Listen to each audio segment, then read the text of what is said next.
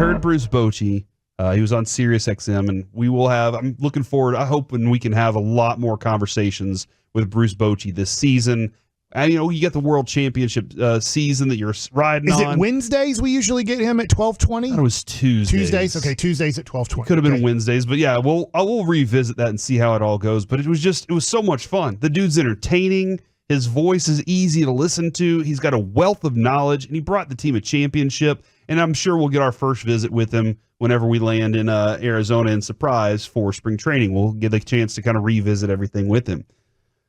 But he was talking about doing it again. And whenever he stepped up on the stage at the parade, Mike, I know we all kind of everybody lost their minds when he was like, you know what, and I'm with y'all. I'd like to do this again. It was just like, oh my God. When his granddaughter said, I want to do it again. Yeah, and the whole place just went in. 700,000 people losing their mind. It was a great moment. Actually, I'm kind of trying to decide, was that better than the Corey Seager mic drop moment? Because it just, both of them right there, competitive. Corey Seager has lots of great moments that are matched by somebody else, like Adolis and his home runs. But this is Bruce Bochy talking about that opportunity. Well, it's great to be in this position, have a chance to go back to back, and I've had 3 of those chances. It hasn't worked out, so there's little adjustments to be made. We've talked about that already going into spring training, but there's such a fine line between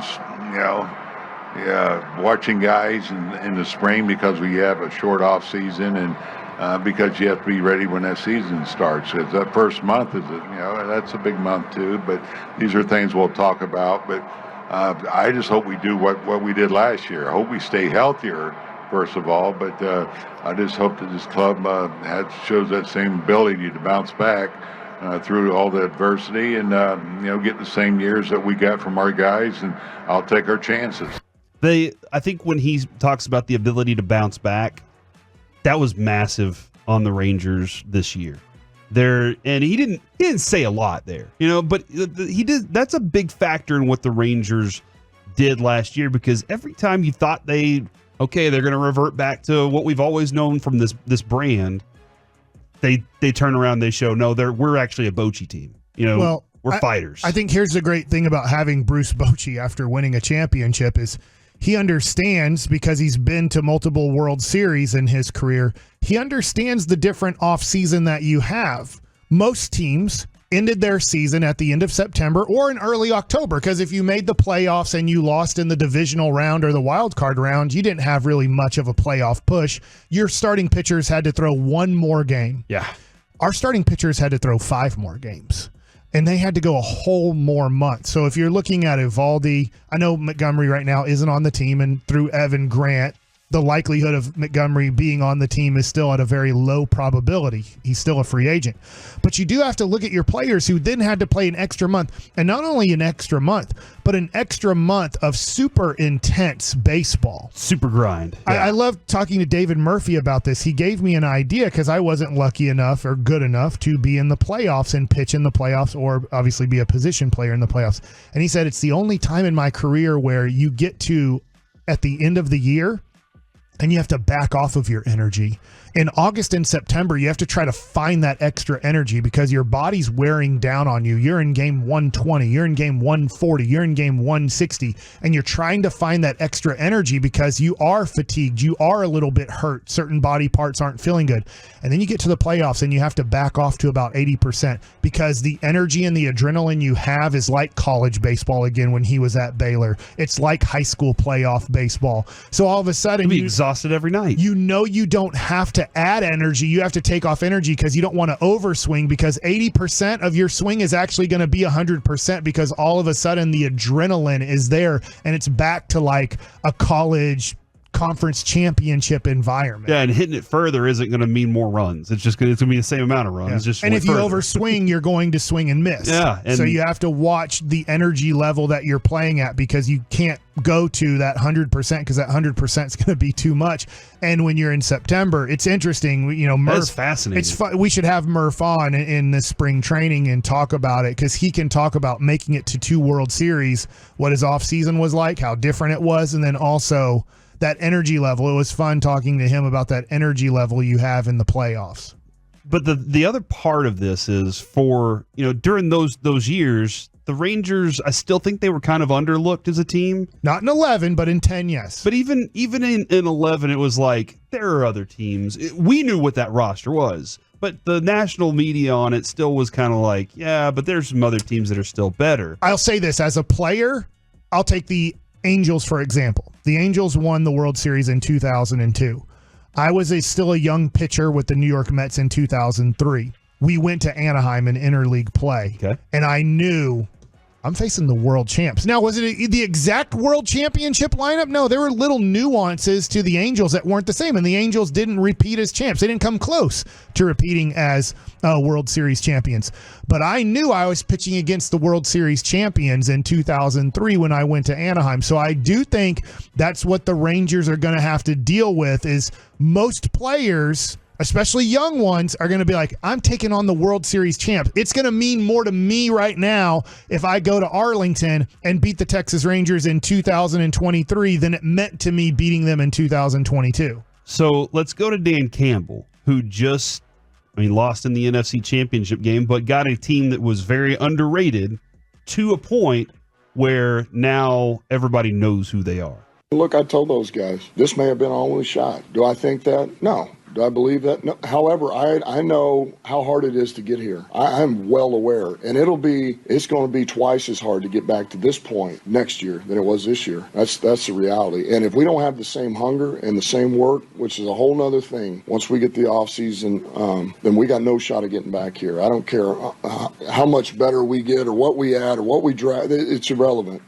It's going to be tough. Everybody in our division is going to be loaded back up. And, you're not hiding from anybody anymore. Everybody's going to want a piece of you, and which is fine, which is fine. But so it's hard. You want to make the most of every opportunity, and we had an opportunity, and we just couldn't close it out. And that's where I love it. I think that I love it. In the middle of that's where the Rangers are now an even more extreme, because the Rangers didn't lose in the ALCS. They won the World Series. And so for the Texas Rangers now, it's going to be twice as hard. So when they're playing the Minnesota Twins or they're playing the Kansas City Royals, they will look at it differently this year than playing the Rangers last year. Yes. They're going to look at it as we are playing the world champs. They're defending their title. We can make a name tonight. Let's win this series. Let's win tonight, man. If we beat Eovaldi, we beat the guy who won Game 5 last year in the World Series. I think he won Game 5. We might have got a no decision. I think he was the winning pitcher. But I think that this is going to be the tough part for the Texas Rangers. Yeah, no, and is that they are defending a title. So every night it's defending the title in Major League Baseball. And that makes it a lot tougher than what Baltimore is going to have to go through. Baltimore's not going to sneak up on anybody. Everybody saw what Baltimore did, winning that really tough division. A young team. I think Baltimore has a great chance to make the World Series this year. But they're not going to be the up-and-coming Baltimore Orioles now. They're going to be the division champ. So there's nuances to this. Yeah, and I think going to the Dan Campbell reference, I love hearing a coach recognizing that his team doesn't understand that either. Because a lot of those guys are young and just their careers are just starting. Now, Jared Goff probably does. Because he's been to the Super Bowl and lost. And he needs to be the dude carrying the flag in that locker room every day. Walking in going, guys, don't forget, we haven't done anything yet. We still have a lot more we want to accomplish. That's got to be that thing. And I think the first time I heard this mindset, because you talked about the adrenaline part of it, they're talking about the mindset to work through it now and get back there. Yeah, now you have to tell yourself, you have to block the part of you that's like, I can take a day off. I'm a champion. I don't have to do that. I'm a champion. You have to block that part off and say, I want to do it again. That's more important to me than just kind of getting this extra 5 minutes of rest today or whatever else is going on in my life. Here's the great thing. It's not just Bochy with this experience, because he has a lot of it. Corey Seager won the division every year he was with the Dodgers, and they won the COVID World Series. So he knows what it's like to go to World Series and lose. He knows what it's like to go to World Series and win now twice. Mm-hmm. And he knows what it's like to have that spotlight on you and that target on your team.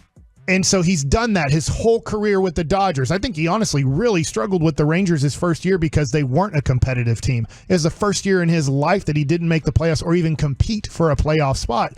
And then you have Nathan Eovaldi. He won in 2018 with the Boston Red Sox and came back. You have guys like Max Scherzer, who won with the Washington Nationals and came back, and who has been in championship situations and then didn't win the championship, but he knows what it's like to have that spotlight on you and have that target on your team.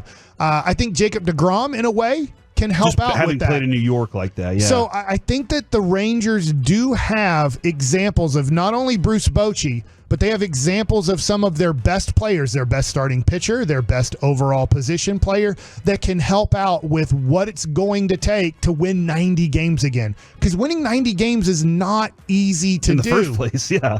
And so can the Rangers win 90 games again and make the playoffs and then put themselves in a position to win? Because if they can get into the playoffs, and if Jacob deGrom is healthy, and if Max Scherzer is healthy, and if, I know Nathan Eovaldi was last year, but we were having major question marks as if he was healthy going into the playoffs. If you have those three guys healthy and your team is healthy, the Rangers can repeat as world champs. But to get to that 90 wins is going to be probably the toughest thing that they have to do and accomplish. I do love that they won it on the part of, because when you lose it in that kind of an emotional stance, you're always chasing that adrenaline again. When you've won it, I feel like there's a difference. Like you know, now you feel like you know. I mean, you hate saying it. Teams do get tired of winning. The Dallas Cowboys got tired of winning. The 1996, 1997, 1998 Dallas Cowboys, that by 98, you could argue they didn't have the talent. But they'd won 3 and 4 years. It was women, it was drugs, it was money. I'm not saying everybody. I'm not saying Troy and Emmett fell into that. Michael Irvin fell into that trap tremendously. Other players followed Michael Irvin down those traps. We saw some people from the 12 Rangers the years after that. They had won and they got to that point, and then they were like, I don't know if I want to continue doing those things that it takes to get to there. Maybe because they were hurt from losing it, but also because they had other things on their mind, contracts and all those things too. Isn't it going to be fun as a Texas Ranger fan? We've never defended the World Series championship. We've defended the American League championship a couple times. We've never defended the World Series championship. And it's almost impossible to repeat. To be honest, it's almost impossible to repeat in baseball. It's almost impossible to repeat in all of these sports. So it's going to be interesting to see how the Rangers respond, especially as Bochy talked about, in April and in May, to being the World Series champs.